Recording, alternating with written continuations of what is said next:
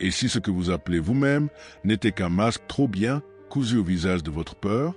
Et si, dans l'ombre de chaque sourire poli, dans l'écho de chaque phrase bien formulée, il se cachait un fantôme, non pas de ce que vous avez été, mais de ce que vous n'osez plus être? Vous croyez vous connaître, n'est-ce pas? Mais qui parle, en vous, quand vous dites « je », est-ce votre volonté ou le murmure des autres qui, au fil des années, ont cousu le regard sur votre peau? Peut-être que la vraie tragédie n'est pas d'avoir oublié qui l'on est, mais d'avoir appris à jouer un rôle si parfaitement que le public vous a cru, et que, pire encore, vous avez commencé à y croire aussi. Nous portons tous un masque, pas celui des bals vénitiens ou des carnavals colorés, non, un masque plus cruel, tissé de devoirs, d'attentes sociales, de sourires mécaniques. Ce n'est pas un déguisement, c'est une peau seconde. On ne la retire plus. Elle finit par coller à la chair, jusqu'à ce qu'elle saigne à chaque tentative de vérité. Mais dites-moi, qui seriez-vous si personne ne vous regardait? Que resterait-il de votre personnalité si l'univers, d'un seul souffle, vous libérait du regard des autres? Peut-être rien, peut-être tout, car ce que vous croyez être votre authenticité n'est parfois que le masque le mieux adapté à vos blessures. Il est si facile de survivre en étant faux. Il suffit de s'oublier avec élégance, se fondre dans les attentes, réciter son texte, marcher droit et applaudir les mensonges partagés comme on applaudit une tragédie bien jouée. Mais sous ce théâtre quotidien, une tension grandit, une dissonance invisible, un vertige muet, comme si votre âme frappait à l'intérieur de vos propres os, implorant que c'est enfin la représentation. Mais comment démasquer ce que l'on ne voit plus? Comment arracher ce qui est devenu soi? Et surtout, êtes-vous prêt à affronter ce que vous découvrirez dessous? Car peut-être que le masque n'est pas l'ennemi. Peut-être qu'il est un refuge. Un ultime rempart contre le chaos brut de l'existence. Après tout, que se passerait-il si vous viviez sans filtre, sans adaptation, sans mensonge? Le monde n'est pas tendre envers ceux qui osent la nudité intérieure. L'authenticité, lorsqu'elle n'est pas décorative, devient dangereuse. Elle trouble, elle dérange, elle fait peur. C'est pour cela que tant préfère le confort étouffant du masque à la brûlure de la vérité nue. Mais alors, la liberté est-elle une malédiction?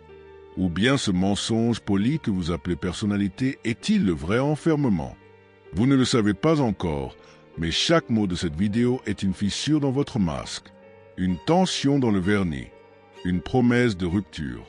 Il ne s'agit pas ici d'apprendre, mais de désapprendre. De ne plus chercher des réponses, mais d'oser se laisser envahir par les bonnes questions. Quel est le prix de votre confort? Et qui paie la facture de cette existence jouée à huis clos? La vérité est peut-être déjà là, dans l'ombre de votre regard. Mais seul celui qui ose affronter le vide peut, un jour, entendre sa propre voix. Vous pensez être éveillé, mais si tout cela n'était qu'un rêve, et que ce rêve portait votre nom, combien de vies peut-on vivre à l'intérieur d'un seul visage? Et combien de fois peut-on mourir en silence sans que personne ne s'en aperçoive?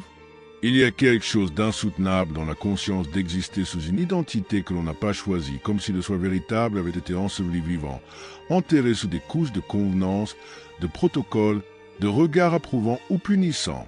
On apprend très tôt à être quelqu'un d'acceptable, quelqu'un qui ne dérange pas. On nous enseigne à sourire à la place de hurler, à acquiescer au lieu de s'effondrer, à s'adapter jusqu'à devenir étranger à soi-même. Et dans cette métamorphose docile, quelque chose se fissure. Un éclat de lumière refusé, un murmure trop vrai pour être toléré, un cri que personne ne veut entendre, pas même nous. Chaque matin, vous enfilez votre visage comme on enfile une armure. Et plus l'armure est brillante, plus la blessure est profonde. On applaudit votre contrôle, votre prestance, votre maturité, sans jamais se demander quel gouffre vous habite pour maintenir cette façade sans vaciller. Le masque devient plus réel que la peau. Il absorbe les regards, les désirs des autres, les projections sociales. On vous aime pour ce que vous semblez être, pas pour ce que vous êtes. Alors vous vous adaptez, encore et encore, jusqu'à ce que vous ne sachiez plus si cette colère qui monte appartient à l'enfant blessé que vous avez enterré ou à l'adulte fatigué que vous êtes devenu. La confusion s'installe, une fatigue douce, insidieuse, comme une brume intérieure qui empêche de voir net. Mais parfois, Au détour d'un silence, quelque chose craque.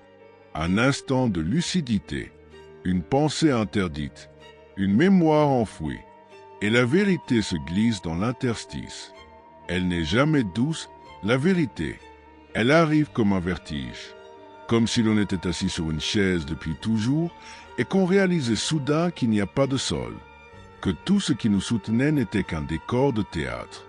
On regarde autour et tout semble inchangé, mais à l'intérieur, c'est un effondrement. Ce que vous appeliez, vous, se désagrège. Ce n'était qu'un agrégat de peur, de stratégie de survie, de construction sociale bien huilée. On pensait jouer un rôle. On découvre qu'on n'a jamais existé autrement. Et la panique surgit. Car si je ne suis pas ce que je prétends, qui suis-je? Et s'il n'y a personne derrière le masque, peut-être que le masque n'est pas un mensonge. Peut-être est-il le dernier rempart contre le néant. Mais si ce néant était justement le lieu où commence la vraie vie, ce moment-là, ce basculement, ne ressemble pas à une illumination. Il ressemble à une chute intérieure, silencieuse, invisible pour les autres. On continue de marcher, de parler, de sourire, mais tout à l'intérieur hurle un langage ancien, oublié, pur. On ressent une soif qu'aucune eau sociale ne peut étancher. Ce n'est pas de reconnaissance que vous avez besoin, c'est de retour à une forme première, nue, indomptée. Une part de vous sait. Elle a toujours su que sous les obligations, les personnages, les réussites de façade, il existe un être qui n'a jamais cessé d'attendre. Attendre que vous ayez le courage de le libérer. Il n'est ni noble ni poli. Il est brut, sauvage, indécent.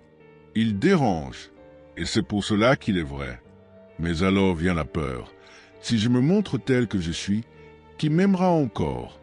Et si je ne me montre pas, qui aimera celui que je prétends être? Là, dans cette tension insupportable entre l'être et le paraître, se joue toute la tragédie humaine. Nous sommes des funambules marchant sur un fil tendu entre ce que nous sommes et ce que nous croyons devoir être. À chaque pas, un doute. À chaque silence, une négociation intérieure. Et pourtant, il y a dans le vertige une beauté rare. Une chance de se perdre pour mieux renaître. Certains préféreront se figer, cimenter leur masque jusqu'à la tombe. D'autres, plus rares, accepteront de tomber et dans leur chute, découvriront non pas la mort, mais un autre souffle. Le premier vrai, le souffle de l'être qui ne joue plus.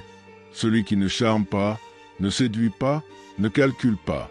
Celui qui ne cherche plus à correspondre, mais à vibrer. Car au fond, ce n'est pas d'amour dont nous manquons, mais de vérité. Et la vérité n'est pas un concept, elle est une peau. Et cette peau, vous l'avez toujours portée sous le masque. Il suffit maintenant de saigner pour la retrouver. Et maintenant, vous sentez-le, n'est-ce pas? Ce souffle discret, à peine perceptible, qui passe entre les fissures du masque, comme une lumière timide filtrant à travers les cicatrices. Il ne s'agit plus d'un personnage, ni même d'une histoire. Il s'agit de vous, de ce que vous avez toujours pressenti, mais jamais osé nommer. Le mensonge doux de la personnalité apprise se désagrège lentement, et dans ce silence après la tempête, quelque chose en vous commence enfin à respirer. Ce n'est pas un dénouement, c'est un seuil, une frontière invisible entre ce que vous avez été contraint d'être et ce que vous pourriez redevenir.